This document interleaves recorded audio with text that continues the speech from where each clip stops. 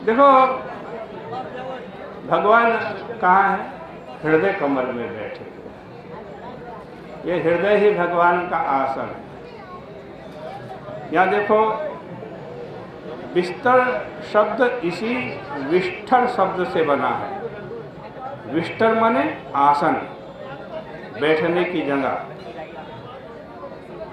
विवाह में बोलते हैं ना, पंडित लोग बोलते हैं जब दूल्हा आता है फेरे के समय, विष्ठरो विष्ठरो विष्ठरः। यही विष्ठर बिस्तर बन गया। भगवान बड़े ही दर्शनीय हैं, मन और नयनों को लुभाने वाले हैं। और यहाँ पर जो अपिच्य दर्शना, ये शब्द लिखा है ना, अपिच्य दर्शना, यह भागवत का अपना शब्द है।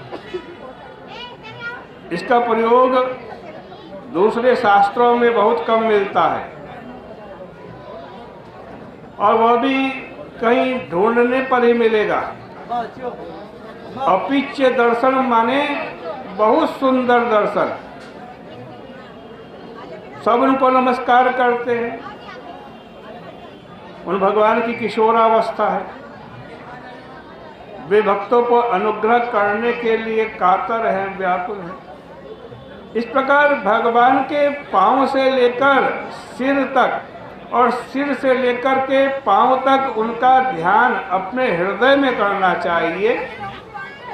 जब तक उनमें मन न लगे तब तक लगाना चाहिए। विष्णु पुराण में बताया गया है, स्वाध्यायात् योगमासी योगा स्वाध्याय मान मामने। क्या मतलब है इसका? कि स्वाध्याय से ध्यान करें, और ध्यान करते करते यदि भगवान में मन नहीं लग रहा है तो फिर स्वाध्याय करें।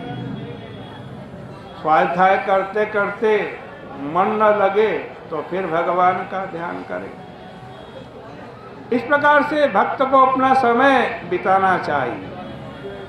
स्वाध्याय योग संपत्त्या परमात्मा प्रकाशते। स्वाध्याय और योग ये दो चीज हैं, इन दोनों से ही परमात्मा का प्रकाश होता है। जपाश्रान्तश्चरेत् ध्यानं ध्यानाश्चान्तश्चरेत् जपम्।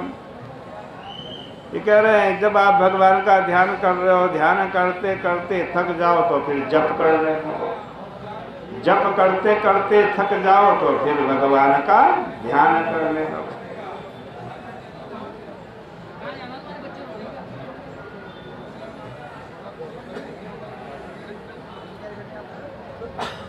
इस प्रकार भगवान के एक एक अंग का ध्यान करना चाहिए।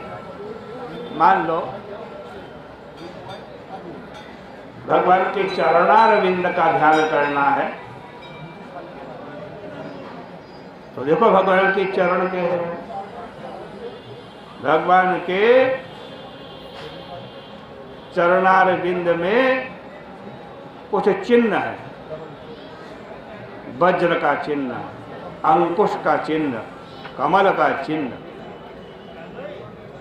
कमल का चिन्ह। वज्र का चिन्ह क्यों है? भक्त भगवान का ध्यान कर रहा है, चरणों का भगवान के चरणों में उसको क्या दिखाई दिया? वज्र। तो वज्र किस लिए है? भक्त सोचता है ये भगवान के चरणों में ये जो वज्र है ना, वो मेरे अंदर यदि पाप के पहाड़ भी क्यों ना हो, उनको भी ये वज्र नष्ट कर देगा।